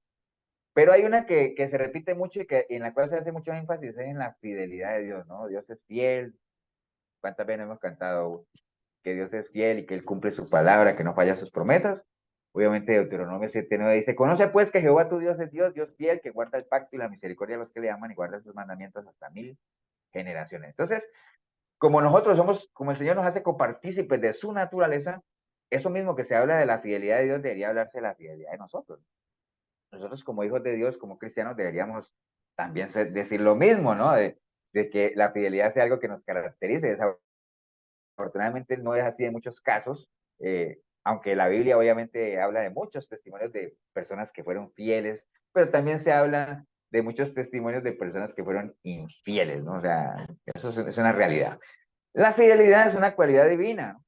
¿A qué me refiero con que es una cualidad divina? Que mientras nosotros estuvimos apartados de Dios, la fidelidad no hace parte de la naturaleza caída del hombre. O sea, el hombre es infiel por naturaleza, si es una naturaleza caída, ¿no? Venimos a conocer lo que es la verdadera fidelidad en el momento en que conocemos la fidelidad de Dios, ¿no? Entonces, esa es una realidad, ¿no? Hay gente, obviamente, que no le interesa para nada eso, ¿no? Y esta parábola que les decía, pues es como una versión diferente de la parábola de los talentos, ¿no? Como tal. Entonces, miremos un poquito lo que es la fidelidad, la palabra fiel, ¿no? Aparece muchísimas veces en la Biblia lo que es la palabra fiel, casi la mayoría de las veces relacionada con Dios, pero también muchas veces relacionada en la relación de los siervos con Dios mismo, ¿no? Básicamente, ¿no? ¿Cuál es la definición de fidelidad? Bueno, cualquier diccionario usted lo busca y dice, una persona fiel es aquella que guarda fe, que es constante en sus afectos, que es constante en el cumplimiento de sus obligaciones, que no defrauda la confianza que se deposita en esa persona. Ya si uno lo busca en un diccionario bíblico, lo definen como digno de confianza, confiable, fidedigno, fiable, ¿no? Entonces, un cristiano fiel es una persona digna de confianza, obviamente confiable. Obviamente aplica básicamente a la relación de uno con Dios propiamente, ¿no? A ese tipo de fidelidad propiamente, ¿no? ¿Qué más? Bueno, siervos fieles digno de confianza de Dios y generalmente lo va a hacer en lo poco también, como ese siervo obviamente en lo poco no fue fiel, entonces por eso sufrió las consecuencias, ¿no? Las personas fieles, un siervo fiel describe a aquellos cristianos en los que lo que Dios le ha dado a uno, lo que le da el principio de la mayordomía, ¿no? Uno se esfuerce realmente en medio de esa fidelidad a no defraudar lo que Dios nos ha dado ni fallarle, ¿no? Y entonces eso requiere de nosotros un esfuerzo adicional. ¿Entienden? Por ejemplo, hay gente que se esfuerza realmente por congregarse, por tratar de agradar a Dios con sus acciones, por ser un verdadero adorador tanto dentro como fuera de la iglesia. Hay gente que se esfuerza, realmente uno lo ve, es visible, ¿no?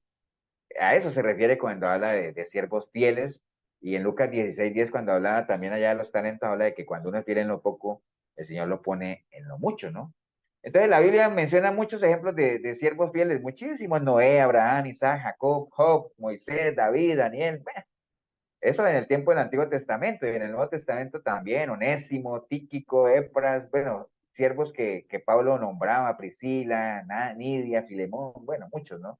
Que son nombrados básicamente en las diferentes cartas. Bernabé, por allá en el libro de Hechos, instaba mucho a la iglesia que permanecieran fieles en el Señor y todo eso. Podemos hablar de un siervo fiel como tal. Por el contrario, los siervos infieles, pues obviamente son como la palabra lo dice, los que no son de fiar, ¿no? No son fiables, no son de confianza ni para Dios ni para uno. Por eso es que a veces cuando uno dice, si usted no dice que es de Dios, tranquilo que Dios no espera nada de usted, ¿no? Dios no esperaría fidelidad de alguien que no se declare que es fiel a Él, o que por lo menos ni se diga que es de Él. No se esfuerzan por agradar al Señor, por trabajar en eso, no se esfuerzan por multiplicar lo poco que el Señor le ha puesto en sus manos, y nada de eso. Andan como ondas de mar que van y vienen, o sea, lo que hablamos ahora de los inconstantes para todo, ¿no? Escuchan la palabra, a lo mejor la entienden, pero no pasan de ahí, ¿no? O sea, son muy dados a escuchar lo que hablamos ahora de palabras lisonjeras, la comezón de oír, las falsas doctrinas, religiones, como la gente de Atenas. No estoy hablando de Atenas aquí, de Fernando y Gemma, y no, de Atenas, ¿no? Es que Oscar, que está en Panamá, aquí en Costa Rica hay una ciudad que se llama Atenas. De Fernando Gema, ellos vienen a Atenas. Entonces, cuando digo los de Atenas, que son religiosos, no estoy hablando de ellos. Estoy hablando de los de Atenas, de Pablo, que les decía, es que ustedes son tan religiosos y todo ese asunto, y se enardecía él hablándole a la gente allá, ¿no? Entonces, realmente son muy dados a querer escuchar cosas nuevas. Pues ellos decían, uy, llegó un palabrero nuevo, vamos a escucharlo, ¿no? Entonces, todo eso, ¿no? Los siervos infieles, en algunos pasajes se les llaman siervo malo, cosas de esas, ¿no? Básicamente. Entonces, he embozado todo eso porque quería terminar con esta parte de que ustedes ven que tanto en la parábola de los talentos como en la parábola de las 10 minas, se hace mucho énfasis en ser fiel en lo poco, ¿no? En lo poco fuiste fiel, en lo mucho te pondré. A veces cuesta mucho, la gente menosprecia lo poco, ¿no? Y es un mandamiento que el Señor nos dejó, ¿no? Ya les lo dije ahorita: fiel en lo poco, en lo mucho te voy a poner. Hoy en día la gente quiere estar en lo mucho, ¿no? Quiere lo mucho, pero a veces uno se pone a ver que no son fieles en lo poco, ¿no? Porque quieren posiciones que te den fama, que te den atención, quieren ser predicadores conocidos, pero no quieren ser el que limpia el templo, por ejemplo, no quieren ser el que limpia una silla, no quieren ser el que, bueno, varias veces lo hemos hablado en la iglesia, ¿no? O sea, uno no debería de morirse o irse de una iglesia sin haber tenido ese privilegio de por lo menos de participar ahí, llegar temprano y arreglar una silla, conectar un cable, cosas de esas que son pocos, son cosas pocas, en las cuales cuando el Señor habla fiel en lo poco, ¿no? Fiel en lo poco, o sea, eh, no es bueno que uno se ponga ejemplo, pero uno lo ha hablado, y bueno, ¿y por qué no? Porque el Señor dice, si de algo hay que jactarse en esta vida, jáctese de que realmente uno ha caminado con el Señor, ¿no? Y yo podría dar un testimonio personal de que el Señor, en donde yo estoy ahorita, donde estoy, que tampoco es que sea el gran siervo, me falta muchísimo, todavía soy un siervo inútil, pero digamos, lo poco mucho en lo que el Señor me ha puesto, y creo que también, y ustedes también podrían usar su testimonio personal, porque uno ha sido fiel en lo poco, ¿no? Y entonces, sí, o sea, uno ha empezado, bueno, uno empezó desde limpiar un sanitario en la iglesia, desde salir a repartir tratados, ir a las cárceles, en la escuelita, o sea, todas esas cositas que cada uno tendría que contar, ¿no? Cada uno tiene su propio testimonio, pero eso es ser fiel en lo poco, ¿no? O sea, a veces la gente menosprecia lo poco, y por ir en busca de lo más, ¿no? Entonces, cuando el Señor dice, fuiste fiel en lo poco, en lo mucho te voy a poner. Entonces, no esperemos realmente, como la crítica que el Señor le hacía a los fariseos, ¿no? De que ustedes son los que añoran siempre los primeros puestos en las sinagogas y les gusta que les llamen maestro y rabí y aquí y allá.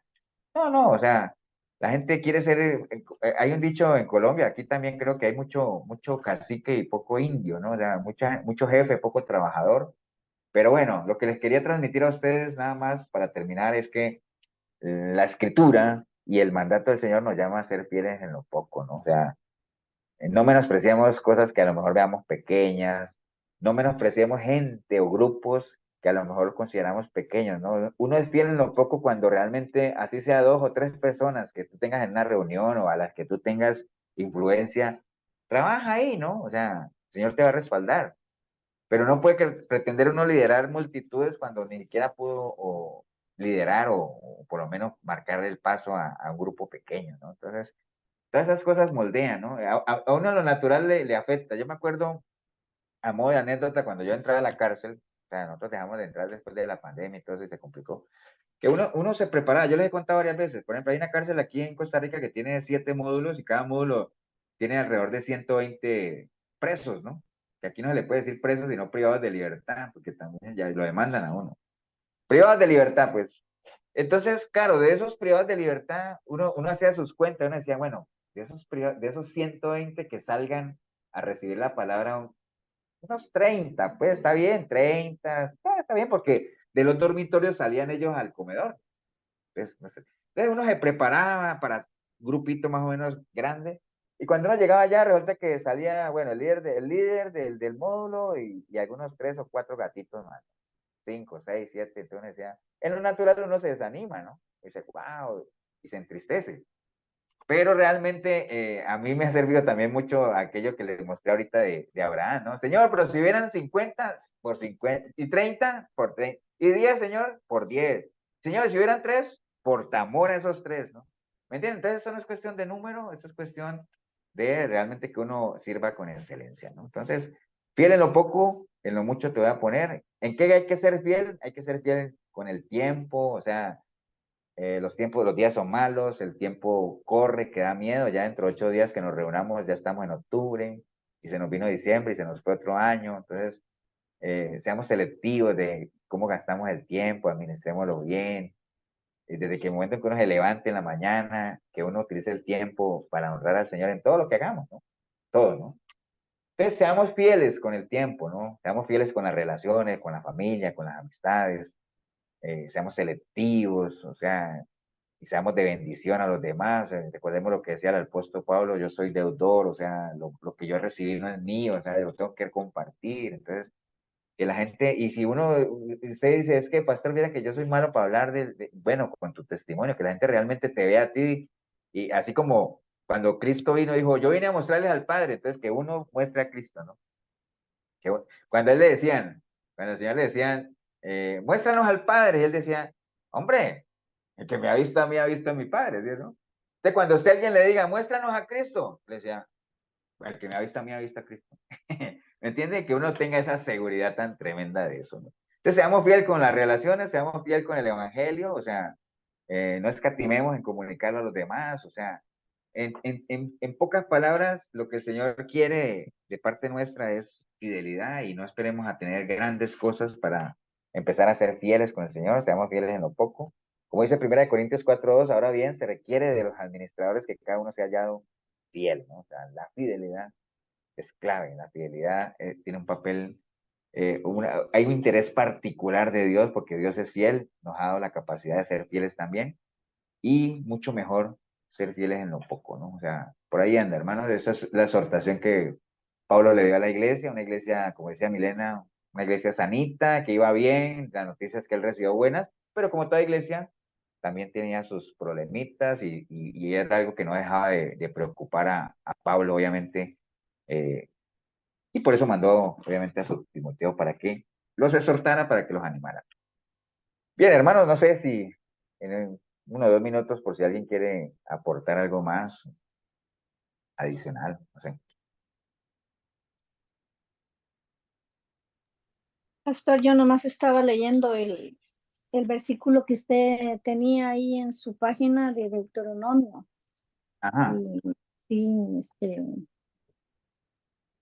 donde dice, conoce pues que Jehová tu Dios es Dios, Dios fiel que guarda el pacto y la misericordia a los que le aman, guardan sus mandamientos hasta 1000 generaciones. Qué lindo, ¿verdad?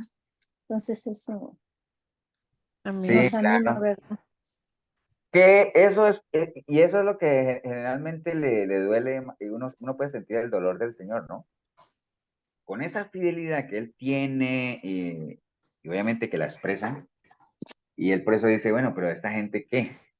Yo, ¿qué les hice yo? O sea, para que me dejen, o sea, que quieren un rey, pero ¿por qué? Si conmigo están bien, pero bueno, está bien, no importa. ¿Me entiendes? Es que Dios es un Dios tan justo, tan caballero, tan, como le queramos llamar, que aún, aunque la gente le responda con infidelidad, pues Él sigue siendo fiel. No fiel a nosotros, porque hay gente que erróneamente cree que andan revolcándose en su pecado y creen que como Dios es fiel, va a estar con ellos ahí en medio del pecado, ¿no? Dios es fiel a Él, a lo que Él es, a su santidad. Él no se va a mover de lo que Él es, ¿no? Él es fiel, Él permanece fiel. La gente, el ser humano, es que es infiel, ¿no? Entonces, se aparta del Señor, obviamente, pero Él no se va a mover, Él no va a dejar el lugar donde está, ¿no? Es inmutable, no cambia para nada. Amén. Ok, ¿alguien más?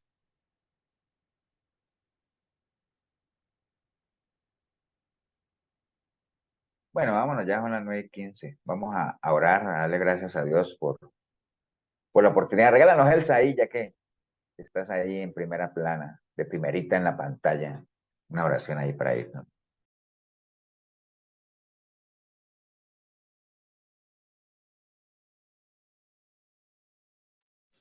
Estás en mute, Elsa.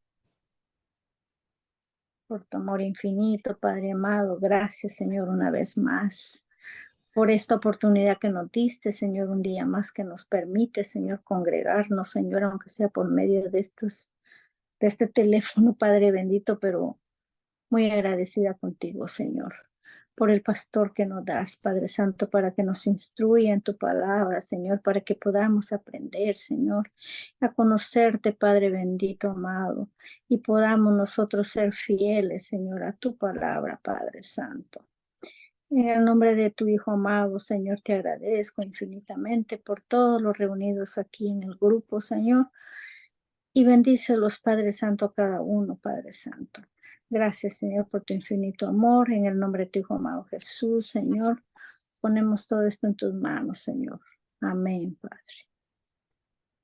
Amén. Amén, amén. Amén.